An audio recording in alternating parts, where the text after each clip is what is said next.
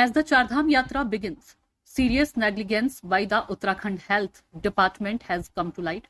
On NH 134 in Uttarkashi, an ambulance under the department's 108 service was being stranded on the highway for 3 to 4 hours.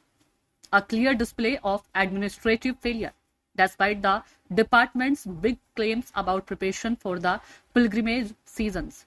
The situation on the ground tells a different story. The state government and administration continue to face sharp question over such lapses.